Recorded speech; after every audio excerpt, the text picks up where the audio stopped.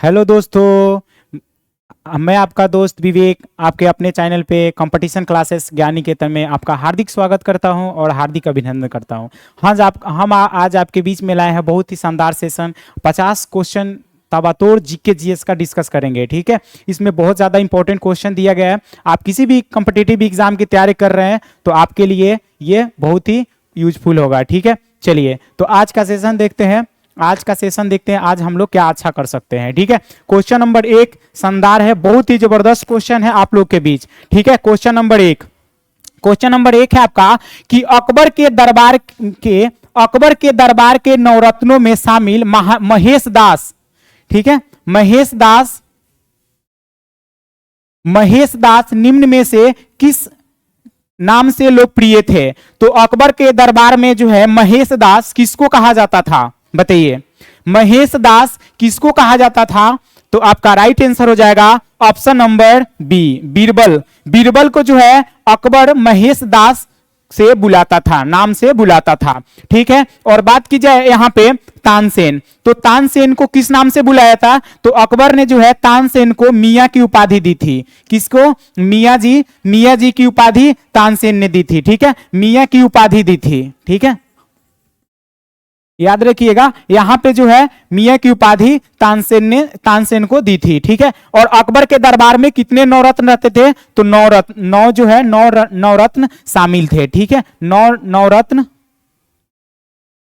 नवरत्न शामिल थे। ठीक है, चलिए क्वेश्चन नंबर आपका 2 है आपका कि पेसो, जो कि मोस्ट इंपॉर्टेंट है, पेसो किस देश की मुद्रा है? बताइए, पेसो जो है किस देश की मुद्रा है?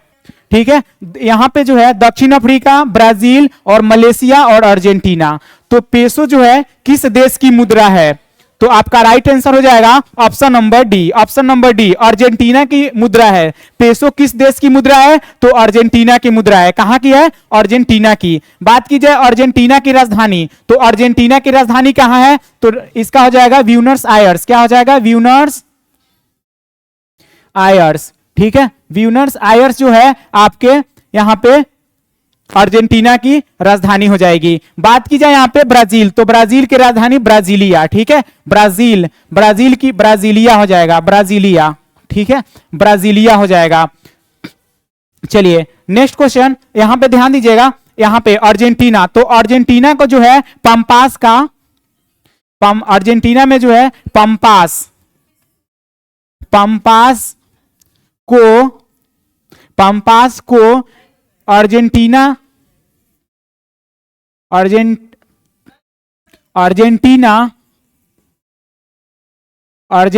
का हृदय स्थल कहा जाता है। क्या कहा जाता है?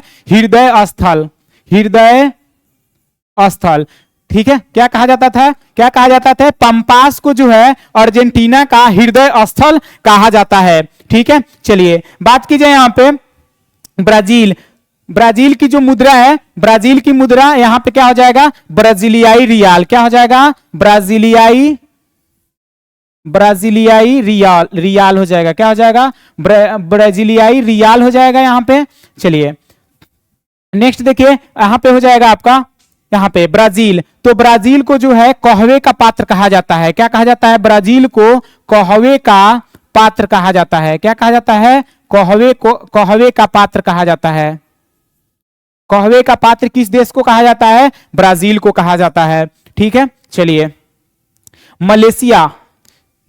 चलिए नेक्स्ट क्वेश्चन नंबर 3 है क्वेश्चन कि प्रतिवर्ष अंतरराष्ट्रीय लोकतंत्र दिवस कब मनाया जाता है? प्रतिवर्ष अंतरराष्ट्रीय लोकतंत्र दिवस कब मनाया जाता है? बताइए, बहुत ही इंपॉर्टेंट क्वेश्चन है कि प्रतिवर्ष अंतरराष्ट्रीय लोकतंत्र दिवस कब मनाया जाता है? तो आपका राइट आंसर हो जाएगा ऑप्शन नंबर ए हो जाएगा 15 सितंबर। 15 सितंबर को जो है प्रतिवर्ष अंतरराष्ट्रीय लोकतंत्र दिवस मनाया जाता है। प्रतिवर्ष अंतरराष्ट्रीय लोकतंत्र दिवस मनाया जाता है। बात की जाए यहाँ पे 17 सितंबर, तो 17 सितंबर को जो है संगीत दिवस मनाया जाता है। कौन सा दिवस मनाया जाता है?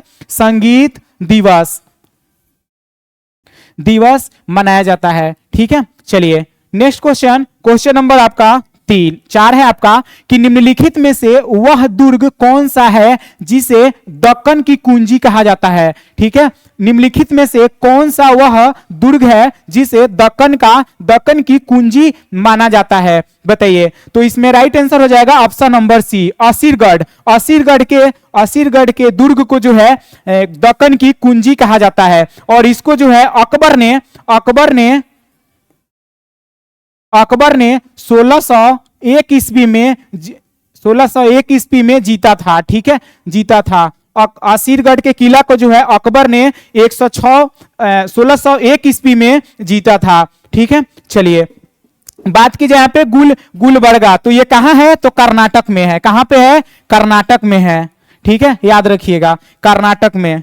नेक्स्ट क्वेश्चन नंबर आपका 5, सौर मंडल का सबसे चमकीला ग्रह कौन सा है। सौर मंडल का सबसे चमकीला ग्रह कौन सा है, तो सौर मंडल का सबसे चमकीला ग्रह कौन सा है, तो आपका हो जाएगा शुक्र। कौन सा हो जाएगा, शुक्र जो है सौर मंडल का सबसे चमकीला ग्रह है। बात की जाए यहाँ पे बृहस्पति, तो बृहस्पति जो है हमारे सौर मंडल का सबसे बड़ा ग्रह है। ठीक है, ठीक है, सौर मंडल का सबसे बड़ा ग्रह, सौर मंडल का सबसे 12 ग्रह है। ठीक है, सौर मंडल का सबसे 12 ग्रह है। बृहस्पति ग्रह जो है सौर मंडल का सबसे 12 ग्रह है। ठीक है, चलिए बात की जाए यहाँ पे बुध का जो है, बुध जो है सूर्य के सबसे नजदीक का ग्रह है। क्या है, सूर्य का सबसे नजदीक का ग्रह है।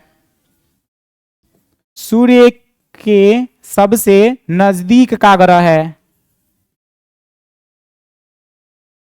नजदीक का ग्रह है। ठीक है, बात कीजिए यहां पे बृहस्पति, तो बृहस्पति जो है सूर्य की परिक्रमा करने के लिए 12 वर्ष, कितना, तो 12 वर्ष का समय लेता है। ठीक है, कितना, 12 वर्ष में एक चक्कर पूरा करता है। ये जो है सूर्य की परिक्रमा 12 वर्ष में पूरा करता है। 12 वर्ष में सूर्य की परिक्रमा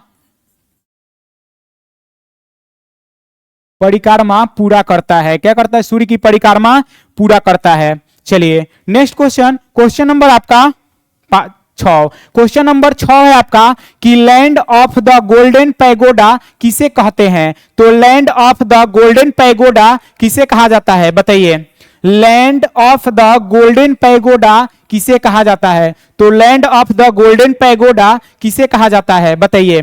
तो आपका राइट आंसर हो जाएगा ऑप्शन नंबर ए, म्यांमार को कहा जाता है। क्या कहा जाता है, land of the golden pagoda Myanmar को कहा जाता है। म्यांमार का पुराना नाम क्या है, म्यांमार का पुराना नाम जो है वो वर्मा है। क्या है, वर्मा। और म्यांमार का राष्ट्रीय पशु कौन सा है, तो कुत्ता है। क्या है, कुत्ता। ठीक है, चलिए जापान को क्या कहा जाता है, जापान का मैनचेस्टर किसे कहा जाता है, जापान का मैनचेस्टर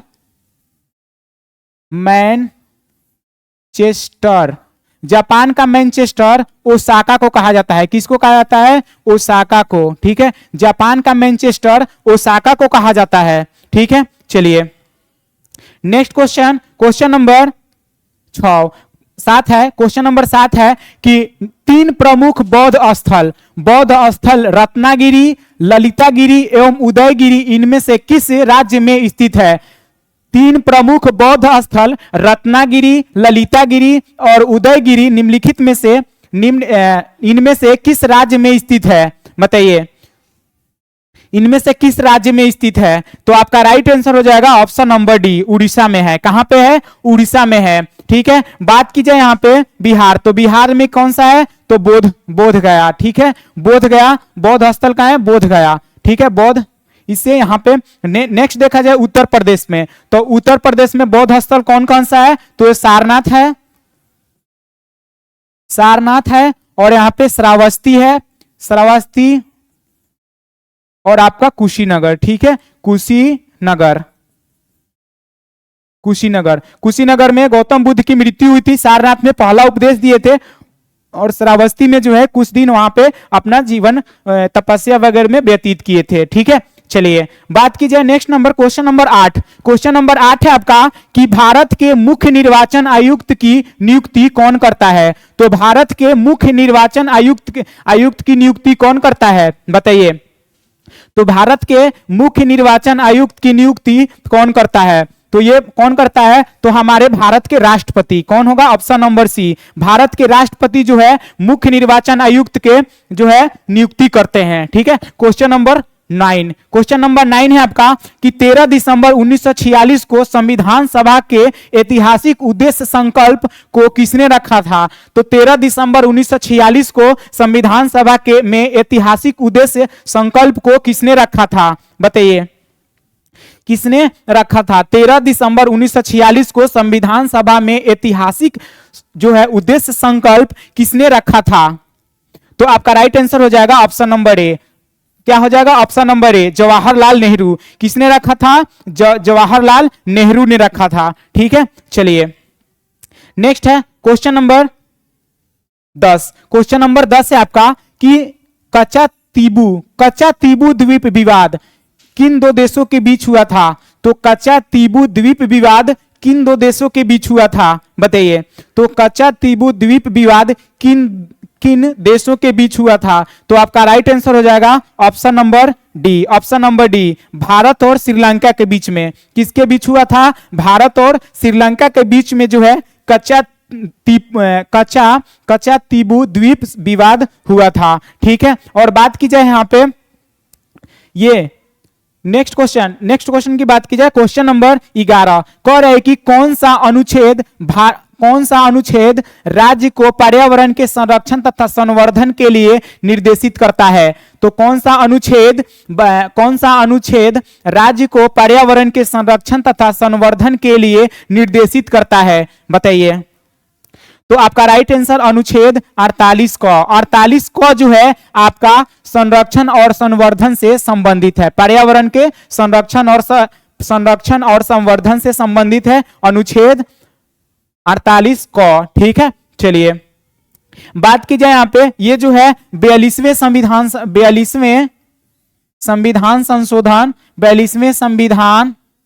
संशोधन के तहत इसको जोड़ा गया था। ठीक है, चलिए 1976 में। कब जोड़ा गया था? तो 1976 में। ठीक है, चलिए क्वेश्चन नंबर 12 है आपका कि मुस्लिम लीग ने ... 1946 को डायरेक्ट एक्शन डे, ठीक है, डायरेक्ट एक्शन डे के रूप में घोषित किया था। तो मुस्लिम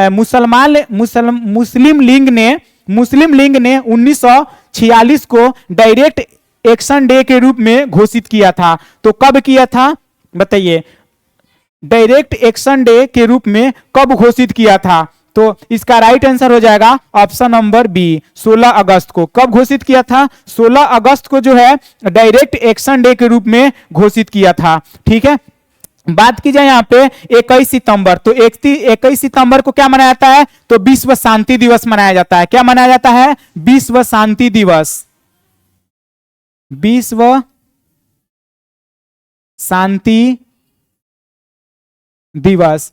शांति दिवस जो है मनाया जाता है 21 सितंबर को। ठीक है, चलिए क्वेश्चन नंबर 13 कह रहे वातावरण में मौजूद कुछ एंटीजन के लिए ... प्रणाली की अतिरंजित प्रक्रिया को एलर्जी कहा जाता है। तो वातावरण में मौजूद कुछ एजेंटन के लिए ... प्रणाली की अंतरंजित प्रक्रिया को एलर्जी कहा जाता है। तो यह कहा जाता है ऑप्शन नंबर बी, प्रतिरक्षा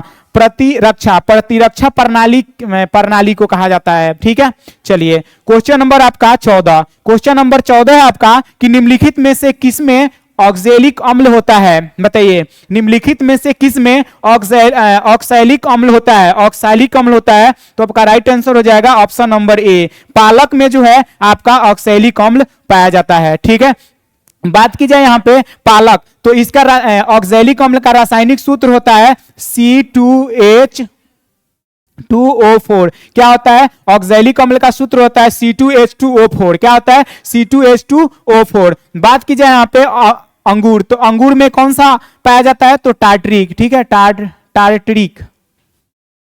ठीक है, टार्टरिक अम्ल पाया जाता है। ठीक है, टार्टरिक अम्ल पाया जाता है। बात कीजिए सिरका, तो सिरका में एसिटिक अम्ल पाया जाता है। क्या होता है? एसिटिक। ठीक है, एसिटिक अम्ल पाया जाता है। ठीक है, चलिए बात की जाए दही, तो दही में लैक्टिक अम्ल, ठीक है, लैक्टिक अम्ल, दही में कौन सा अम्ल पाया जाता है? लैक्टिक अम्ल। कौन सा अम्ल पाया जाता है? लैक्टिक अम्ल।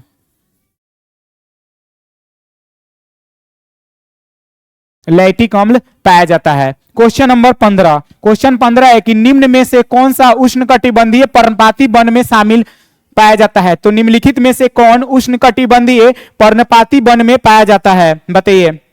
तो निम्नलिखित में से कौन उष्णकटिबंधीय पर्णपाती वन में पाया जाता है? तो आपका right answer option number D होगा, टीक।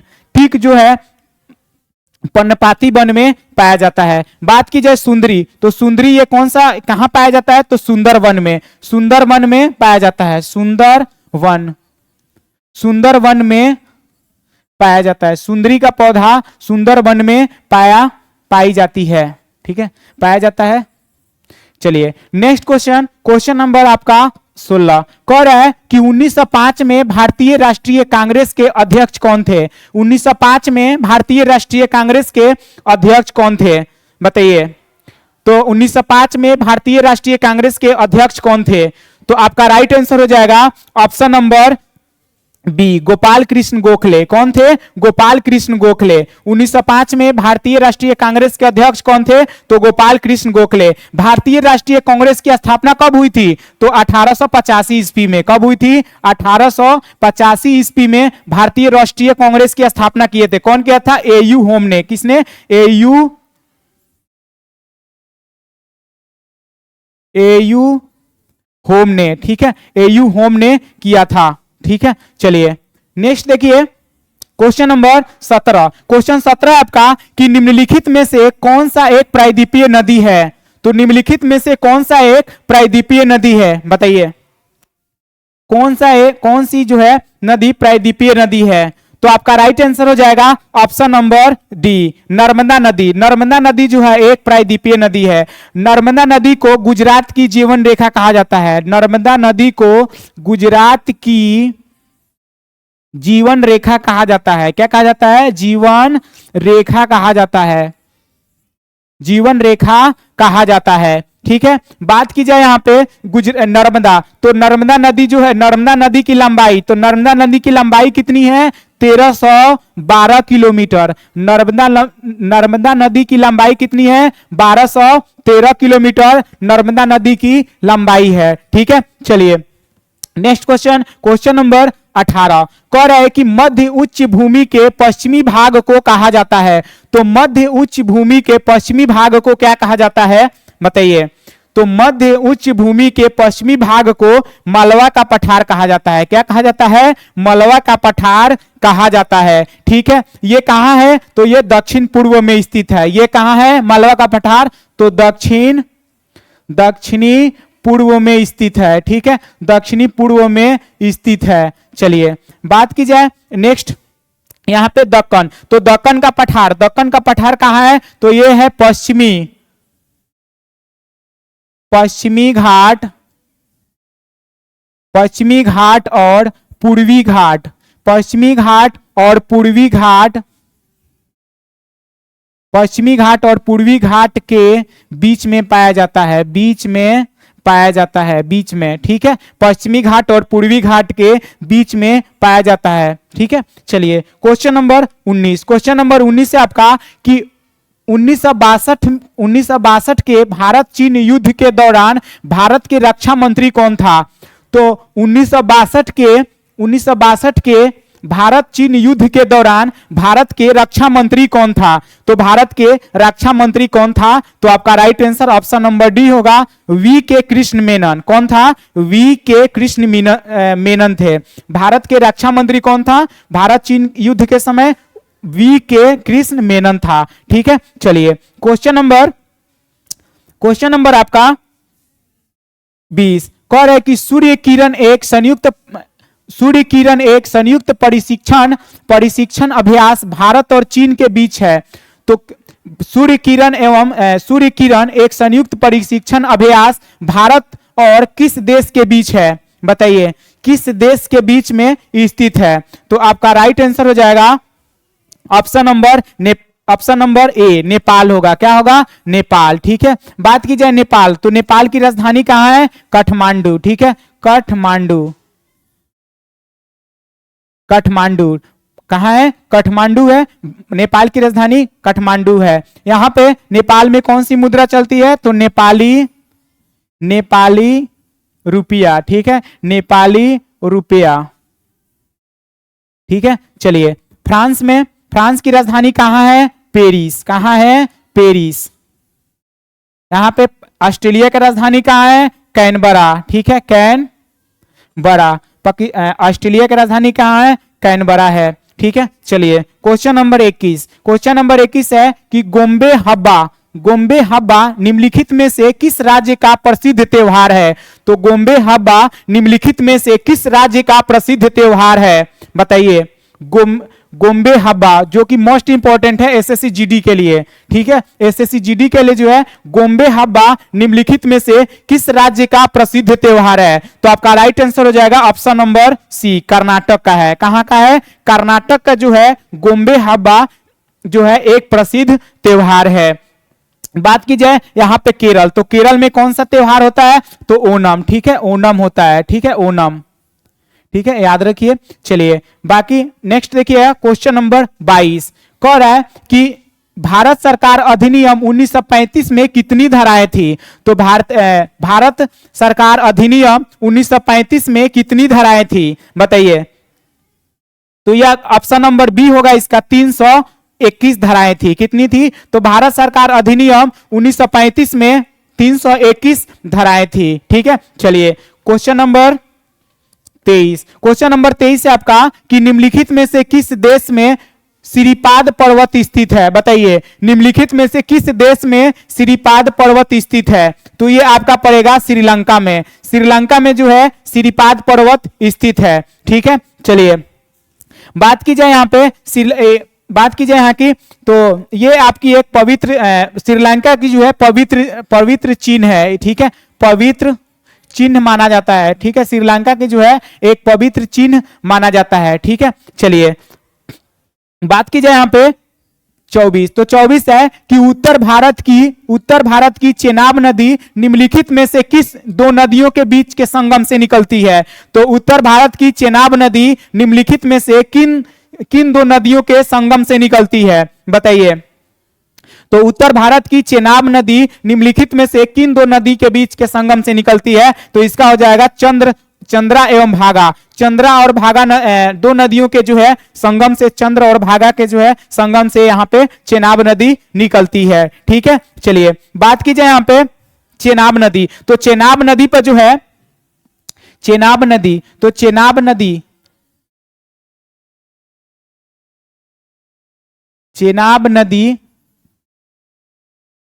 नदी पर दुलहस्ती बांध परियोजना है। दुलहस्ती बांध परियोजना है। ठीक है, दुलहस्ती बांध परियोजना है। ठीक है, चेनाब नदी पे जो है दुलहस्ती बांध परियोजना है। ठीक है, चलिए बात की जाए यहाँ पे चेनाब नदी, तो चेनाब नदी किस राज्य में है? तो ये आपका पड़ता है HP हिमाचल प्रदेश में। कहां पे पड़ता है? हिमाचल प्रदेश में। ठीक है, हिमाचल प्रदेश में। ठीक है, चेनाब नदी किस राज्य में पड़ता है? तो हिमाचल प्रदेश में आपका पड़ता है। ठीक है, और इसी जो है इसी दर्रे यहाँ पे जो है एक बारालाचा दर्रा है, बारालाचा दर्रा। ठीक है, बारालाचा दर्रा हिमाचल प्रदेश में स्थित है। ठीक है, चलिए क्वेश्चन नंबर आपका 25। क्वेश्चन, घेरिया नृत्य निम्नलिखित में से किस राज्य में होता है? घेरिया नृत्य, बताइए। घेरिया नृत्य निम्नलिखित में से किस राज्य में होता है? तो आपका right answer option number A होगा, गुजरात। गुजरात में जो है आपका घेरिया नृत्य होता है। और गुजरात में जो है एक नृत्य होता है गरबा। ठीक है, गरबा जो है नृत्य गुजरात में ही होता है। ठीक है, गुजरात में ही होता है। गुजरात में जो है गरबा नृत्य होता है और डांडिया होता है, डांडिया। ठीक है, यहां पे गुजरात में जो है डांडिया होता है, डांडिया गुजरात में। ठीक है, चलिए नेक्स्ट क्वेश्चन, क्वेश्चन नंबर यहाँ पे महाराष्ट्र में, तो महाराष्ट्र में कौन सा नृत्य होता है? तो लावनी, ठीक है, लावनी। महाराष्ट्र में कौन सा नृत्य होता है? लावनी, ठीक है। पंजाब में कौन सा होता है? भांगड़ा, ठीक है, भांगड़ा होता है नृत्य, ठीक है। चलिए, भांगड़ा होता है। Next question number 25, question number 26 है आपका कि निम्नलिखित में से, हाँ, क्वेश्चन नंबर आपका 26, निम्नलिखित में से किस वर्ष से राजा राम मोहन राय के द्वारा सामंत कौमुदी का प्रकाशन किया गया था? तो निम्नलिखित में से किस वर्ष से राजा राम मोहन राय ने सामंत कौमुदी का प्रकाशन किया था? बताइए। तो निम्नलिखित में से किस वर्ष से राजा राम मोहन राय ने सामंत कौमुदी का प्रकाशन किया था? बताइए। तो आपका राइट आंसर हो जाएगा ऑप्शन नंबर ए। 1821 ईस्वी में जो है राजा राम मोहन राय जो है संवाद कौमुदी की स्थापना किए थे। बात की जाए कि राजा राम मोहन राय का जन्म, तो राजा राम मोहन राय का जन्म कब हुआ था? तो राजा राम मोहन राय का जन्म 22 मई 1772 ईस्वी में हुआ था। कब हुआ था? 1772 ईस्वी में जो है राजा राम मोहन राय का जन्म हुआ था, ठीक है। चलिए, नेक्स्ट क्वेश्चन नंबर 27 कह रहा है कि निम्नलिखित में से कौन सी रबी फसल नहीं है? तो निम्नलिखित में से कौन सी जो है रबी फसल नहीं है? तो आपका राइट आंसर हो जाएगा ऑप्शन नंबर डी, कपास। कपास जो है आपका, ये आपका जौ, सरसों और रेपसीड, ये आपका रबी फसल है, लेकिन कपास जो है आपका खरीफ फसल है, ये रबी फसल नहीं है, ठीक है। चलिए, क्वेश्चन नंबर आपका 28, क्वेश्चन 28 है आपका कि सिंधु दुर्ग किला निम्नलिखित में से किस राज्य में स्थित है? सिंधु दुर्ग किला निम्नलिखित में से किस राज्य में स्थित है? बताइए। तो ये आपका राइट आंसर हो जाएगा ऑप्शन नंबर ए, महाराष्ट्र में है। कहां पे? सिंधु दुर्ग किला आपका महाराष्ट्र राज्य में पड़ता है, ठीक है। महाराष्ट्र में होता है आपका, महाराष्ट्र में और भी किला है, विजयगढ़ किला, ठीक है, विजयगढ़ किला, ठीक है, विजयगढ़ किला, ठीक है, विजयगढ़ किला, प्रतापगढ़ किला, प्रतापगढ़, ठीक है, प्रतापगढ़ किला पाया जाता है, ठीक है। विजयगढ़ किला और प्रतापगढ़ किला आपका महाराष्ट्र में ही पड़ता है। क्वेश्चन नंबर 29 कह रहा है कि निम्नलिखित में से किस वर्ष में सर जॉन मार्शल ने सांची में पुरातत्व संग्रहालय की स्थापना की थी? तो निम्नलिखित में से किस वर्ष सर जॉन मार्शल ने सांची में पुरातत्व संग्रहालय की स्थापना की थी? बताइए। ये कब किए थे? सर जॉन मार्शल जो है कब किए थे? तो इसका राइट आंसर 1919 हो जाएगा। क्या हो जाएगा? 1919 ईस्वी में जो है सर जॉन मार्शल ने जो है सांची में पुरातत्व संग्रहालय की स्थापना की थी, ठीक है। सांची का स्तूप किस राज्य में है? सांची का स्तूप, ठीक है, सांची का स्तूप किस राज्य में है? तो ये आपका एमपी में है। कहां पे है? एमपी में, मध्य प्रदेश में जो है आपका सांची का स्तूप है। सांची का स्तूप किस नदी के तट पे है? तो बेतवा नदी के तट पे है, बेतवा नदी, ठीक है, बेतवा नदी के तट पे जो है सांची का स्तूप स्थित है, ठीक है। चलिए, क्वेश्चन नंबर 30 है आपका। क्वेश्चन नंबर 30, हम भारत में राष्ट्रीय प्रेस दिवस कब मनाते हैं? हम भारत में राष्ट्रीय प्रेस दिवस कब मनाते हैं? तो इसका right answer option number A हो जाएगा 16 नवंबर। 16 नवंबर को जो है राष्ट्रीय प्रेस दिवस मनाया जाता है, ठीक है। और 16 दिसंबर को जो है विजय दिवस मनाया जाता है। क्या मनाया जाता है? विजय दिवस। 16 दिसंबर को क्या मनाया जाता है? विजय दिवस, ठीक है, विजय दिवस। 16 दिसंबर को कौन सा दिवस मनाया जाता है? विजय दिवस मनाया जाता है। यहाँ पे जो है भारत और जो है चीन के बीच में, भारत और जो है पाकिस्तान के बीच में युद्ध हुआ था, उस समय जो है भारत विजय हुआ था, उस समय से विजय दिवस मनाया जाता है, ठीक है। चलिए, नेक्स्ट क्वेश्चन नंबर 31। क्वेश्चन 31 से आपका कि निम्नलिखित में से किस राज्य में अरुल मिगु कंपालेश्वर मंदिर स्थित है? किस राज्य में जो है अरुल मिगु कंपालेश्वर मंदिर स्थित है? बताइए, जो कि मोस्ट इंपॉर्टेंट क्वेश्चन है आपका, ठीक है। किस राज्य में जो है अरुल अरुल मिगु कंपालेश्वर मंदिर स्थित है? बताइए किस राज्य में स्थित है? तो इसका राइट आंसर हो जाएगा option number B, Tamil Nadu. Tamil Nadu में जो है आपका अरुल मिगु कंपालेश्वर मंदिर तमिलनाडु में स्थित है। ठीक है, चलिए बात कीजिए यहाँ पे महाराष्ट्र में। तो महाराष्ट्र में कौन सी मंदिर है? तो त्र्यंबकेश्वर मंदिर है। कौन सा है? त्र्यंबकेश्वर मंदिर है। ठीक है, त्र्यंबकेश्वर मंदिर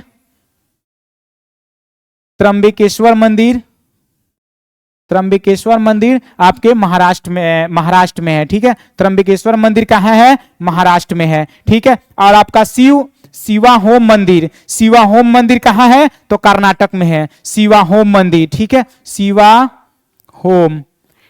शिवा होम मंदिर जो है आपका कर्नाटक में है। ठीक है, शिवा होम मंदिर कर्नाटक में है। ठीक है, क्वेश्चन नंबर आपका 32 कह रहा है कि निम्नलिखित में से किस वर्ष भारतीय भूवैज्ञानिक सर्वेक्षण की स्थापना की गई थी?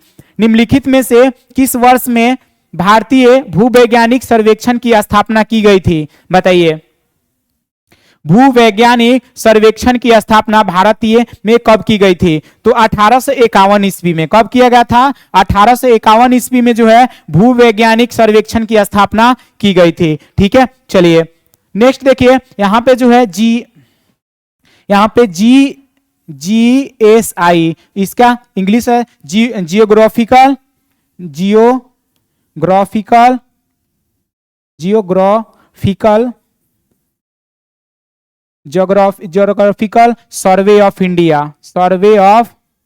Survey of India. ठीक है, India geographical survey of India. ठीक है, चलिए क्वेश्चन नंबर 33 कह रहा है कि संगई उत्सव भारत के निम्नलिखित में से किस राज्य में मनाया जाता है? संगई उत्सव भारत के निम्नलिखित में से किस राज्य में मनाया जाता है? संगई उत्सव यह मनाया जाता है आपका मणिपुर में। कहां मनाया जाता है? मणिपुर में जो है संगई उत्सव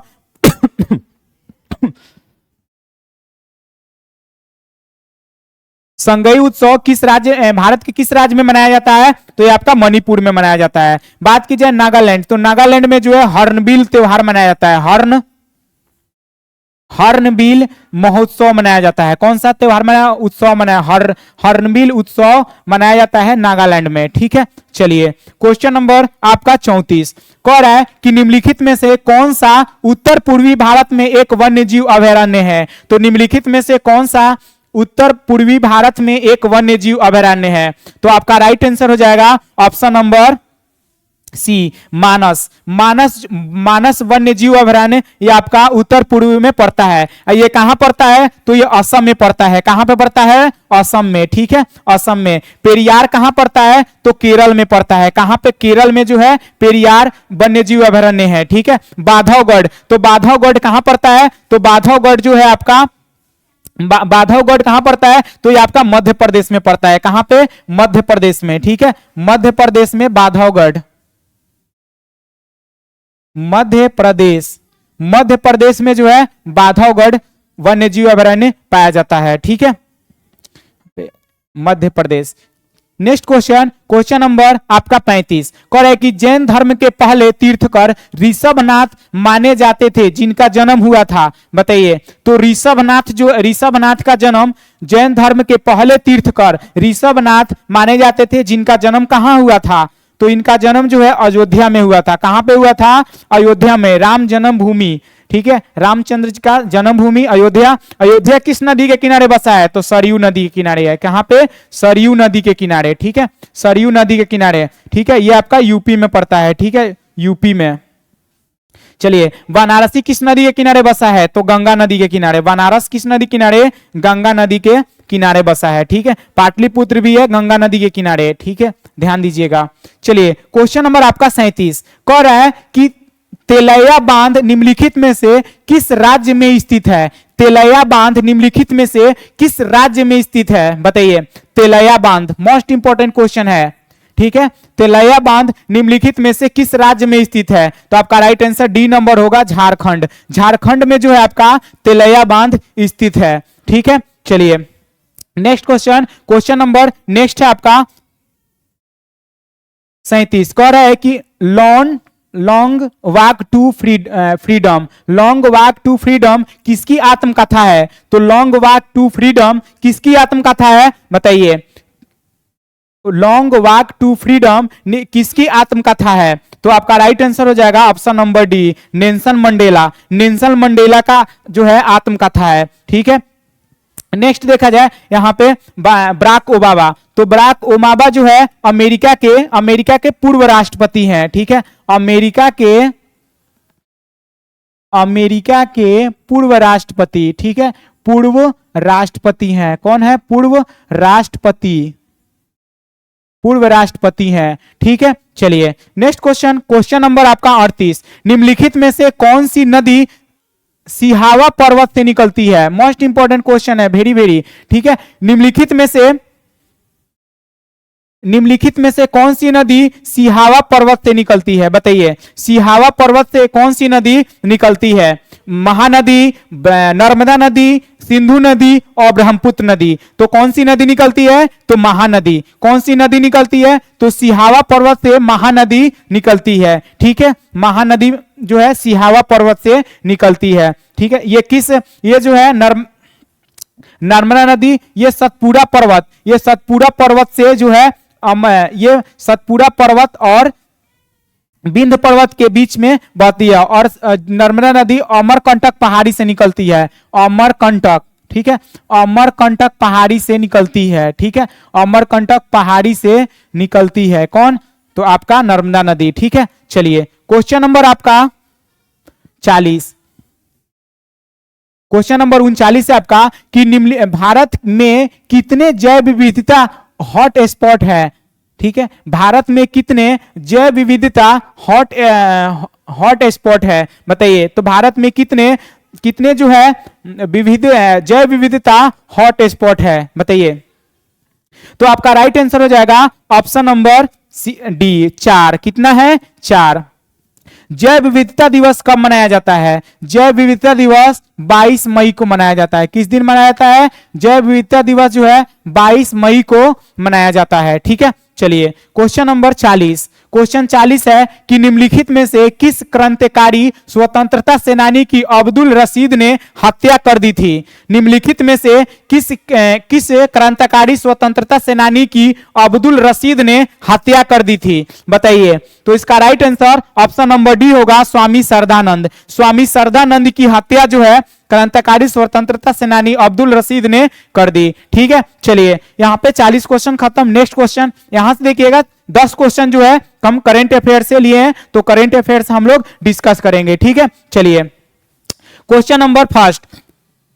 वनडे एशिया कप में सर्वाधिक विकेट लेने वाले भारतीय गेंदबाज कौन बने हैं? वनडे एशिया कप में सर्वाधिक विकेट लेने वाले भारतीय गेंदबाज कौन बने हैं? तो आपका राइट आंसर हो जाएगा ऑप्शन नंबर सी होगा, रविंद्र जडेजा। कौन है? रविंद्र जडेजा जो है वनडे एशिया कप में सर्वाधिक विकेट लेने वाले भारतीय गेंदबाज रविंद्र जडेजा हैं। ये किस राज्य के हैं? तो ये गुजरात के हैं। कहां के किस राज्य के हैं? तो ये गुजरात के हैं। ठीक है, चलिए क्वेश्चन नंबर 42 कह रहा है कि किस शहर में भारत का पहला भूमिगत बिजली ट्रांसफार्मर स्टेशन स्थापित किया गया है? भारत के किस शहर में भारत का पहला भूमिगत बिजली ट्रांसफार्मर स्टेशन स्थापित किया गया है बताइए? तो आपका राइट आंसर हो जाएगा ऑप्शन नंबर ए, बेंगलुरु में। कहां पे? बेंगलुरु में जो है भारत का पहला भूमिगत बिजली ट्रांसफार्मर स्टेशन स्थापित किया है।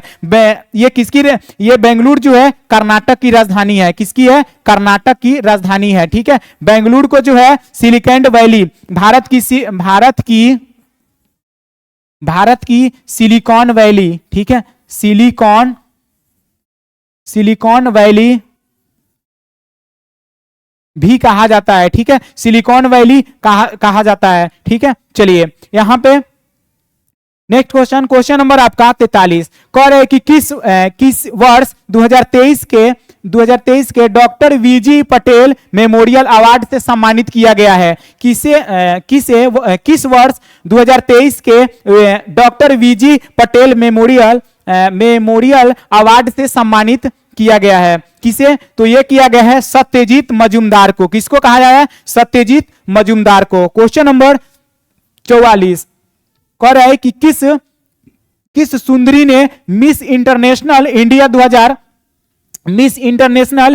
2023 का खिताब जीता है? तो किस सुंदरी ने जो है मिस इंटरनेशनल इंडिया 2023 का खिताब जीता है? तो आपका राइट आंसर हो जाएगा ऑप्शन नंबर ए, प्रवीणा अंजना। प्रवीणा अंजना जो है किस मिस इंटरनेशनल इंडिया 2023 का खिताब जीता है? क्वेश्चन नंबर 45 कह रहा है कि रेलवे बोर्ड की प्रथम महिला चेयरपर्सन कौन बनी है? तो रेलवे बोर्ड की प्रथम महिला चेयरपर्सन कौन बनी है, बताइए। तो आपका राइट आंसर हो जाएगा ऑप्शन नंबर बी। कौन हो जाएगा? Option number B, Jaya Varma Sinha. कौन बनी है? जया वर्मा सिन्हा। क्वेश्चन नंबर 46 कह रहा है कि पाकिस्तान में भारत की पहली महिला IFS अधिकारी कौन बनी है? तो पाकिस्तान में भारत की पहली महिला IFS अधिकारी बनी है, बताइए।